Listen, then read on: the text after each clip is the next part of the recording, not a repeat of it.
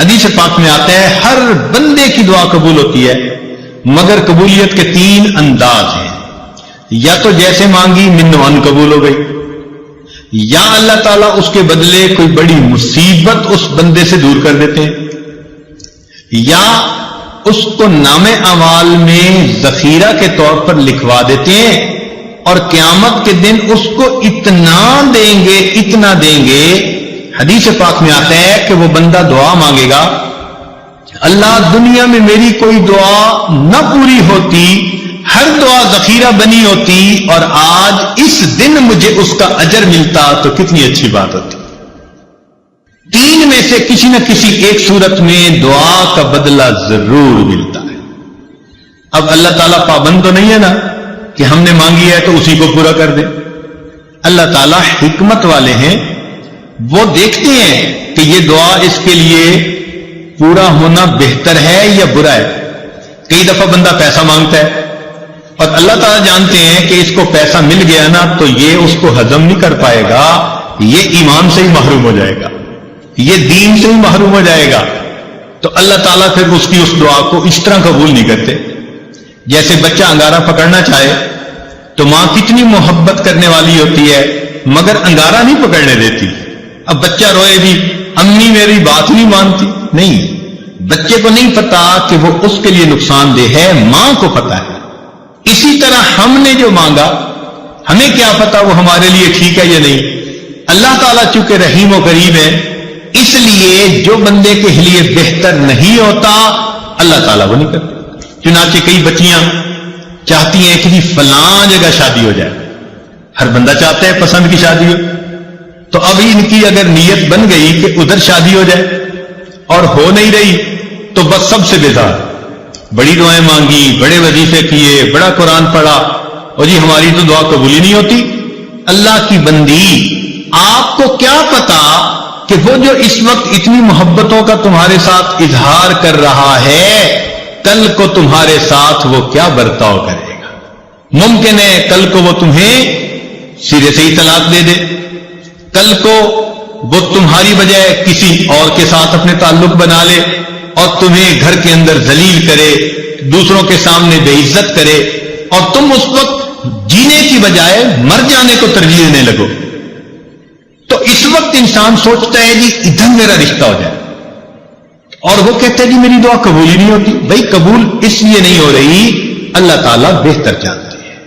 تو اس لیے دعا جب بھی مانگی جاتی ہے اگر بندے کے حق میں بہتر ہو تو اللہ تعالیٰ اسی طرح پورا کر دیتے ہیں، بہتر نہ ہو تو اللہ تعالیٰ پورا نہیں کرتے. مثال کے طور پہ ایک بندے نے کہا اللہ مجھے امیر بنا دے، غنی بنا دے. اللہ تعالیٰ نہیں بناتے. کیوں؟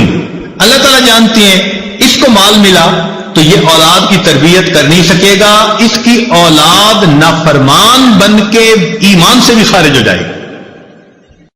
کتنے لوگ ہیں مال ان کے گھر میں آ جاتا ہے اور ان کی اولاد ان کے ہاتھوں سے نکل جاتی ہے. ہمیں کیا پتا کہ کس وجہ سے یہ دعا قبول نہیں ہو رہی.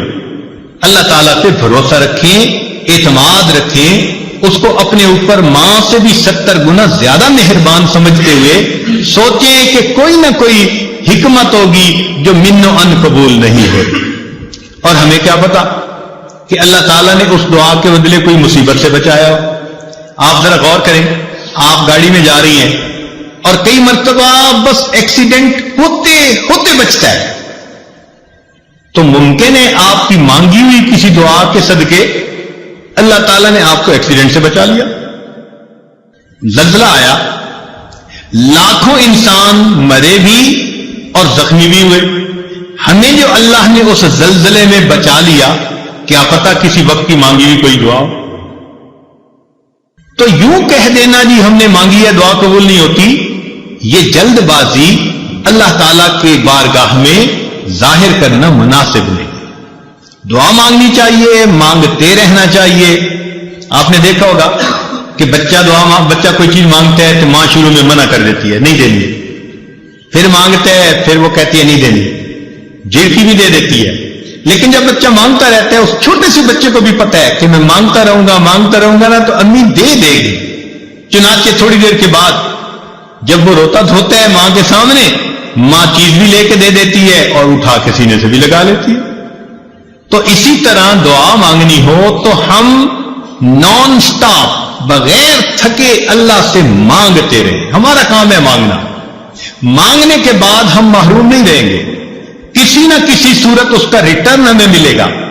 या तो वो दुआ वैसे कबूल, या उसके बदले कोई बीमारी जो है ना वो दूर कर दी जाएगी। क्या पता कि आप दुआ मांगती रही और अल्लाह ताला ने उस दुआ के बदले कोई स्किन डिजीज ऐसी थी जिससे आपको बचा लिया, वरना अगर स्किन डिजीज हो जाती और चेहरे पे दाग धब्बे पड़ जाते तो इतनी मोहब्बत करने वाले खामिन साहब के भी रुख बदले हुए होते। अल्लाह ने आपकी सेहत को सलामत रखा, कोई ऐसी बीमारी नहीं लगाई, घर में उल्फतों मोहब्बतों की जिंदगी गुजारती फिर रही है। पता नहीं है किस किस दुआ का नतीजा है जो अल्लाह ने आपको ये इज्जतें दी है।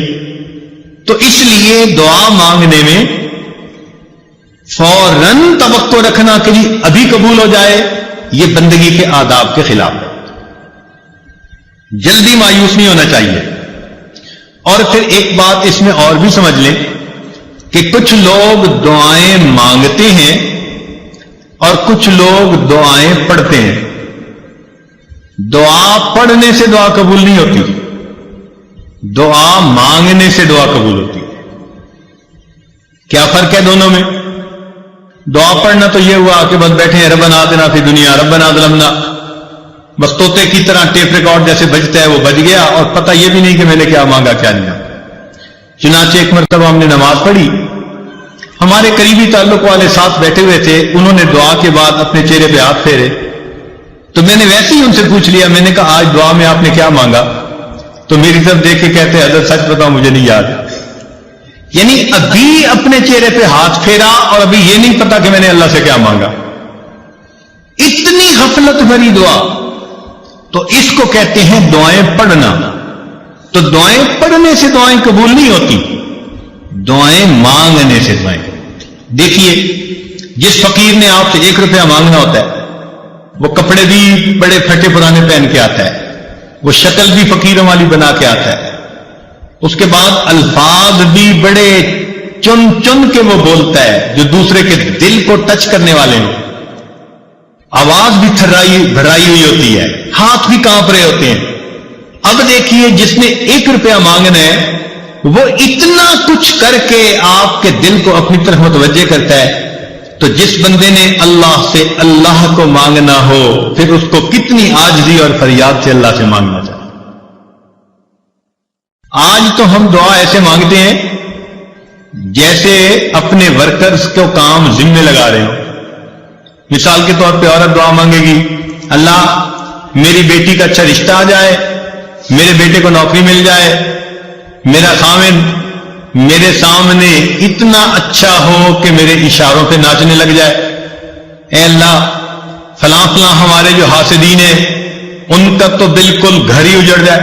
यानी हम ऐसे दुआ मांग रहे होते हैं जैसे किसी मातहत को काम जिम्मे लगा रहे होते हैं। दुआ मांगना और चीज है और मातहत के जिम्मे काम लगाना वो और चीज है। अल्लाह ताला है। इस अंदाज में दुआएं मांगना, ये हो जाए, ये हो जाए, ये हो जाए, जैसे सेठ साहब बैठे हुए अपने वर्कर्स को काम असाइनमेंट दे रहे हैं। तो अल्लाह ताला को दुआ में असाइनमेंट ना दिया करें। अल्लाह ताला के सामने आजिज़ी और ज़ारी का इजहार करके, बंदगी का इजहार करके, अल्लाह की अजमत को मान के अल्लाह से दुआ किया करें, सवाल किया करें। तो जब हम इस तरह से मांगेंगे तो दुआएं जल्दी कबूल होंगी। हम इल्जाम उनको देते थे, कसूर अपना निकल आया। हम शिकवा लिए फिरते हैं जी हमारी सुनता ही नहीं, हालांकि दुआ मांगने में कितनी कोताहियां हम खुद कर लेते हैं।